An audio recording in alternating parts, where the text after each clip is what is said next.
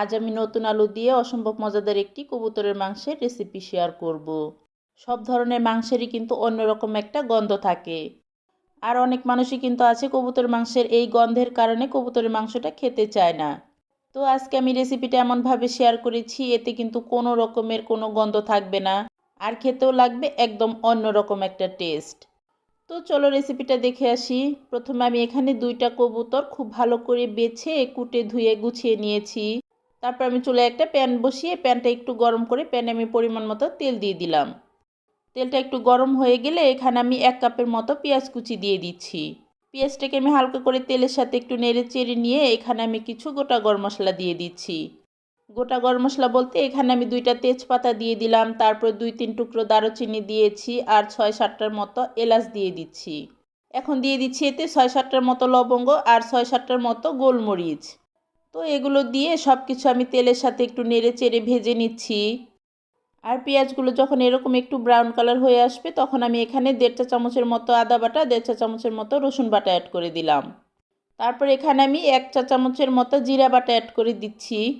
এখন এই মশলাগুলো একটু তেলের সাথে নেড়ে চেড়ে ভেজে নেব যতক্ষণ না পর্যন্ত মশলাগুলো থেকে কাঁচা গন্ধটা চলে যায়। তো আমি 2 মিনিটের মতো মশলাগুলো তেলের সাথে ভেজে নিয়েছি। এখন আমি এখানে কিছু গুঁড়া মশলা অ্যাড করে দিব। আর গুঁড়া মশলাটা দেওয়ার আগে সামান্য একটু পানি দিয়ে দিলাম এখানে, না হলে পেঁয়াজটা একদম লাল লাল হয়ে পুড়ে যেতে পারে। আর পেঁয়াজটা পুড়ে গেলে রান্নার কালারটা নষ্ট হয়ে যাবে। তো এখন আমি এখানে দিয়ে দিচ্ছি 1 চা চামচের মতো হলুদের গুঁড়ো আর 2 চা চামচের মতো মরিচের গুঁড়ো। তো মরিচের গুঁড়োটা তোমরা চাইলে কমিয়ে বাড়িয়ে দিতে পারবে, যে যেরকম ঝাল খেতে পছন্দ করো আর কি। তারপর আমি এখানে 1.5 চা চামচের মতো লবণ অ্যাড করে দিলাম। এখন আমি সব মশলাগুলো খুব ভালোভাবে নেড়ে চেড়ে কষিয়ে নেব। আর এই মশলাটা কিন্তু খুব ভালোভাবে কষাতে হবে। কষানোর জন্য আমি আরও একটু পানি দিয়ে দিলাম এখানে। আর এই তো দেখতেই পাচ্ছ মশলাটা কষানো হয়ে সব তেল কিন্তু মশলার উপরে চলে এসেছে। তো এ পর্যায়ে আমি ওই যে ধুয়ে রেখেছিলাম যে কবুতরের মাংসগুলো, ওই মাংসগুলো এখানে দিয়ে খুব ভালো করে মশলার সাথে মিশিয়ে নিচ্ছি। এখন আমি ঢাকনা দিয়ে 4-5 মিনিটের মতো প্রথমে কষিয়ে নেব। তো 5 মিনিট পরে ঢাকনা খুলে মাংসগুলো একটু নেড়ে চেড়ে দিচ্ছি। তারপর আমি আরও 2-3 মিনিটের মতো নেড়ে চেড়ে খুব ভালো করে মাংসগুলো কষিয়ে নিয়েছি। তারপর আমি কিছু নতুন আলু এভাবে কেটে রেখেছিলাম, ওই আলুগুলোও এখন আমি দিয়ে দিচ্ছি। আর আলুগুলো দিয়েও আমি খুব ভালো করে 5-6 মিনিটের মতো কষিয়ে নেব। আর কবুতরের মাংস কিন্তু রান্না হতে খুব বেশি সময় লাগে না, এই মাংসটা এমনিতেই নরম থাকে। তো আলুটা দিয়েও আমি খুব ভালো করে কষিয়ে নিয়েছি। এখন আমি এখানে 3 কাপের মতো ঝোলের পানি অ্যাড করে দিচ্ছি। আর কবুতরের মাংস আর আলু কিন্তু কষানিতেই প্রায় সেদ্ধ হয়ে গেছে, এই জন্য আমি ঝোলের পানিটা কিন্তু একদমই কম দিয়েছি। তো আমি ঝোলের পানিটা দিয়েও 15 মিনিটের মতো রান্না করে নিলাম। আর মাঝে মাঝে আমি ঢাকনা খুলে একটু নেড়ে চেড়ে দিয়েছি। তো তারপর আমি আরও 10 মিনিটের মতো রান্না করে নিয়েছি। ঝোলটা কিন্তু এখন প্রায় টেনে গেছে। তো এ পর্যায়ে আমি 4-5টার মতো কাঁচামরিচ দিয়ে দিলাম।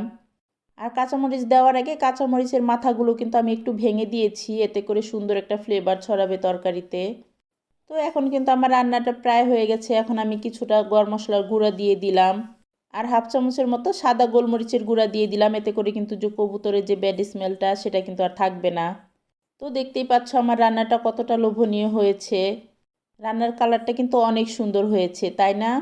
তো আমি রান্নাটা এখন নামিয়ে একটু পরিবেশন করে দেখাচ্ছি তোমাদেরকে। আর রান্নাটার কালারটা যতটা সুন্দর হয়েছে খেতেও কিন্তু মাশাআল্লাহ অনেক বেশি মজা হয়েছে। তো তোমরা কিন্তু আমার এই রেসিপিটা একবার ট্রাই করতে পারো। তো তোমরা যদি ইউটিউব থেকে আমার ভিডিওটা দেখো তাহলে কিন্তু আমার ইউটিউব চ্যানেলটা একটু সাবস্ক্রাইব করে দিও। আর যদি ফেসবুক পেজ থেকে দেখো প্লিজ একটা ফলো দিয়ে দিও। তো সবাই ভালো থেকো, আল্লাহ হাফেজ।